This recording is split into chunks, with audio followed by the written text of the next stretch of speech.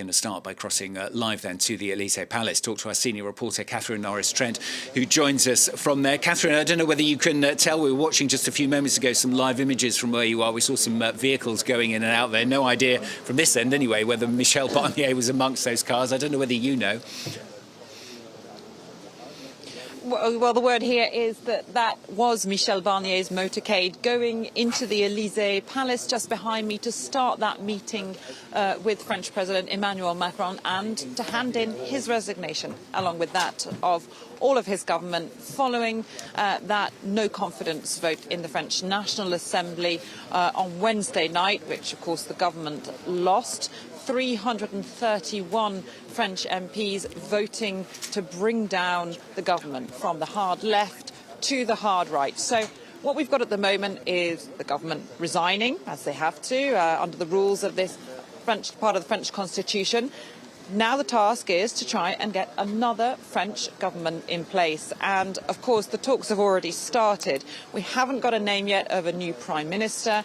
Emmanuel Macron has let it be known that he wants that to happen as soon as possible. Ideally, he said, within 24 hours. He doesn't want this to become even more of a protracted political crisis because it is calling increasingly his own legitimacy into question. Now, of course, he is still president until 2027 unless he resigns. But some voices in French politics are already calling for that. On the French far left, France Unbowed party, they've said that Macron should stand down, that he is responsible for this political chaos. And in a recent survey, 63% of the French public said they also believe Macron should go. So he is trying to name a new team, trying to get a government working as soon as possible and to try and get a budget passed. Yeah, trying to name a new team is going to be exceptionally difficult, though, isn't it, Catherine? Because whoever you appoint, you kind of annoy two-thirds of the French Parliament, don't you?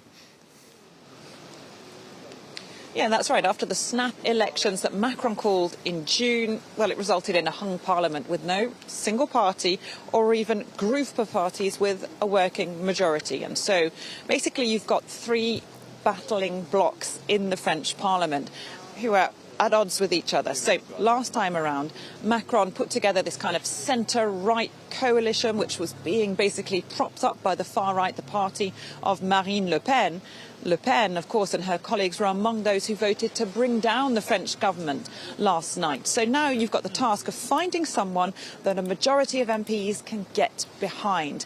Will it be the same kind of centrist or centre-right figure? It's got to be someone who's got the approval of the far right and Marine Le Pen, unless he goes for someone on the left. But they would not be supported by Le Pen. So it's a very difficult bit of parliamentary arithmetic to try and balance here, to try and get someone who can get enough consensus and can get laws passed as well, rather than just remain in office unable to get anything through. So we're in unprecedented political territory here in France. The last time a government was voted down in a no-confidence motion was 6 decades ago, 1962, and we're not at all in the same situation here. So a lot of uncertainty about what happens next and who Macron might choose and whether that person can get any consensus.